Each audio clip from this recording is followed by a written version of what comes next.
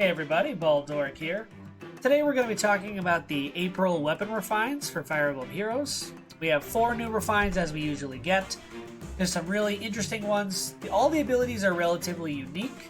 Some of them are copies from other units but done in different ways. So what we're going to do is talk about those today, come up with some basic builds that I had with these refines in mind. So let's talk a little bit about each unit and why I chose the build and what their refine is. The first unit we're going to be talking about is Ursula. So let's talk about the refine first. So Blue Crotone. Effective against cavalry foes, it grants bonuses to a unit's attack equal to total penalties on foe during combat.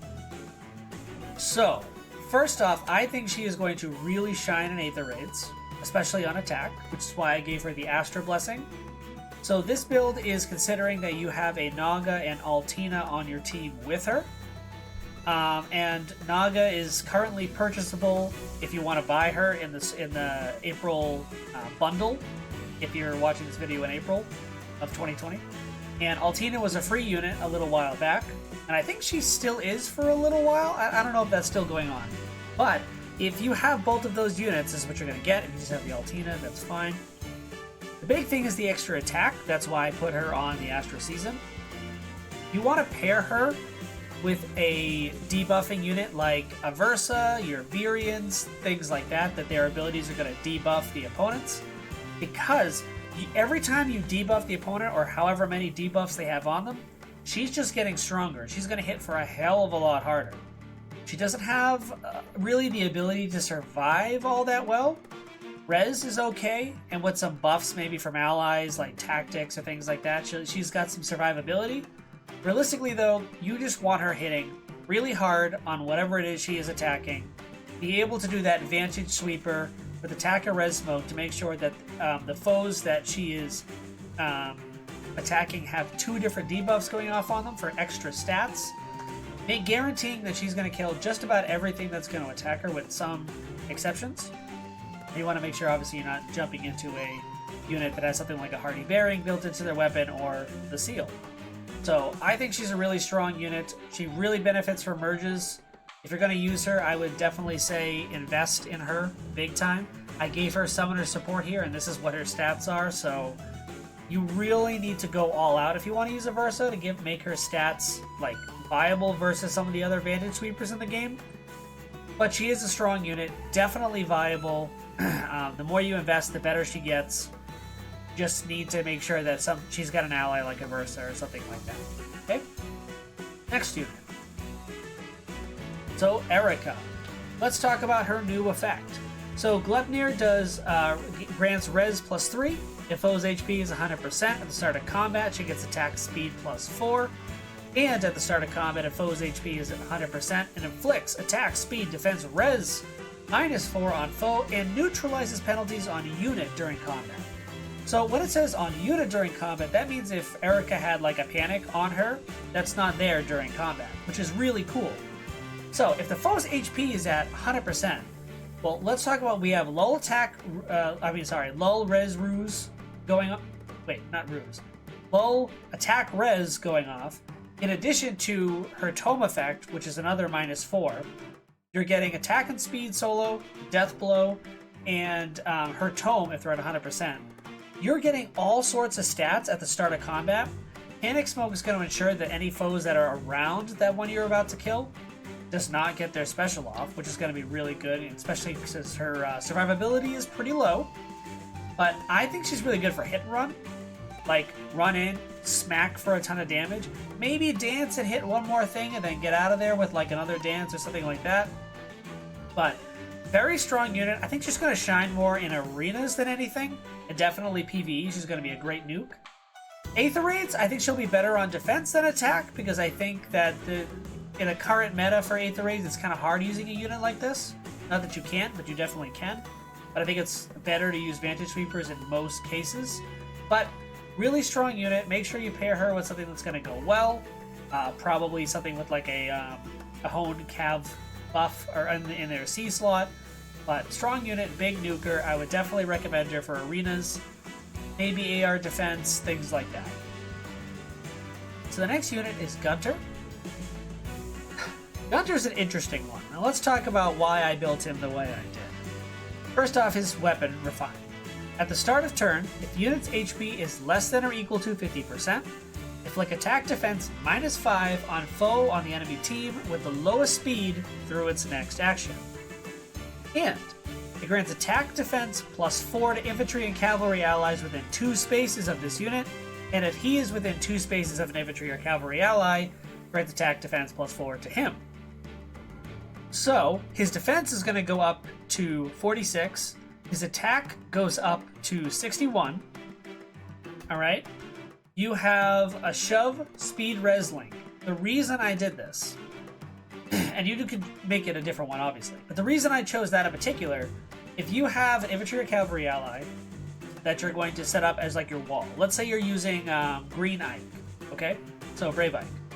You push him up, he is getting, with shove, he's within 2 spaces, he is going to get the attack defense +4 from being close to Gunther, and he is going to get the speed resistance +6 from the speed res link, giving him a nice little stat boost just for being next to him. And depending on what you do with Gunther, you can move Gunther up as well, because Gunther's going to get all those bonuses in addition. So maybe you dance Gunther, move him up, or maybe, you know, you just have somebody reposition him. He actually becomes pretty tanky himself. Now the reason I chose Fury 4 here, and you don't have to do Fury 4, you could easily do Fury 3, is to get him closer to that 50% mark. Because when he's at 50%, and he's pretty tanky, so he should be able to live, but when he's at that 50%, he is going to be doing that inflict attack defense -5 on the foe with the least speed on their team, which for a lot of big like armored tank units, it's probably going to be them.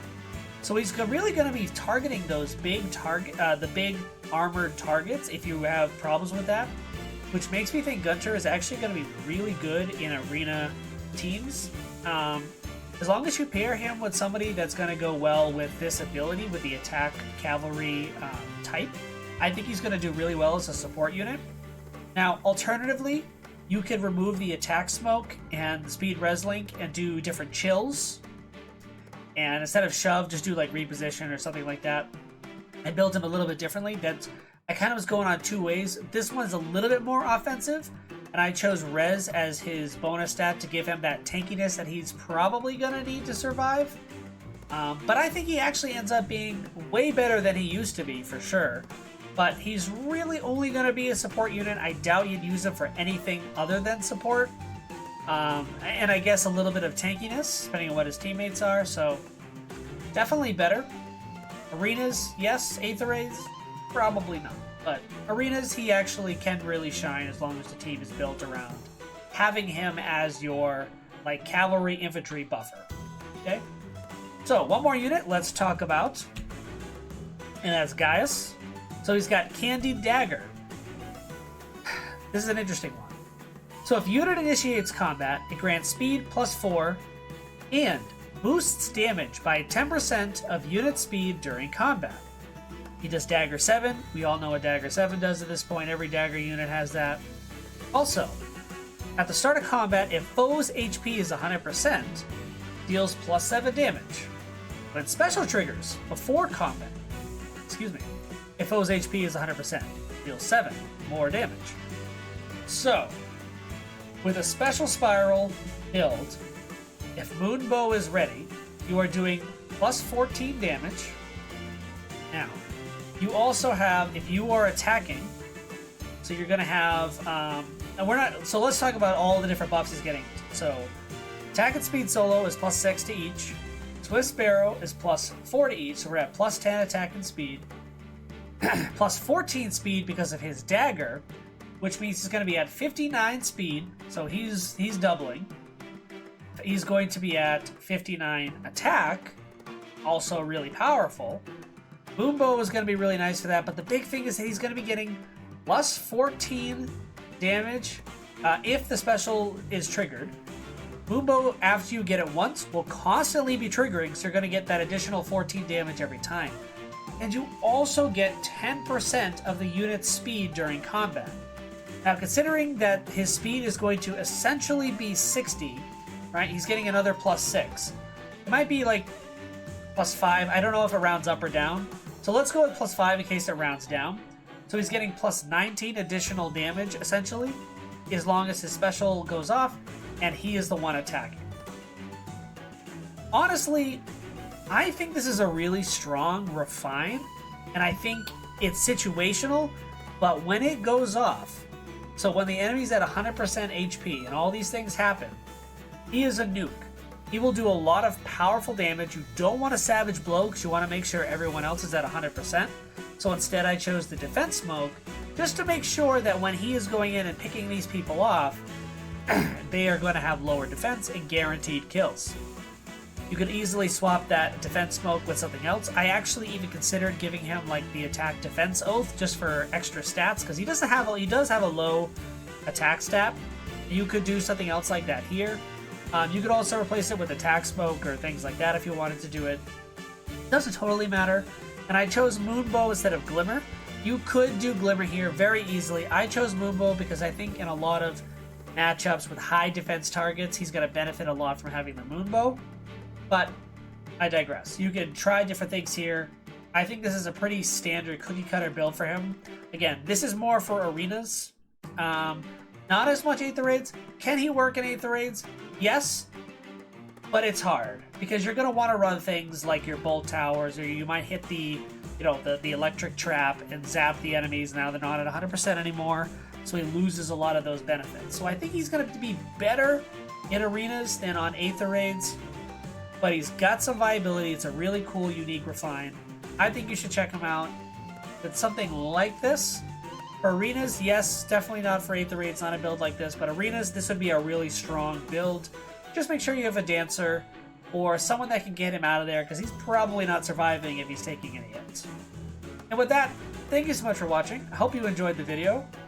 If you like this video, consider subscribing. I put out more Fire Emblem videos just like this as often as I can, either once or twice a week. We'll see how it goes. Every time there's like weapon refines or new things like that, I'm going to be talking about it. Mythic heroes, I'm going to start doing, etc. So, thank you so much for watching this video. I really hope you enjoyed it, and I hope I see you next time.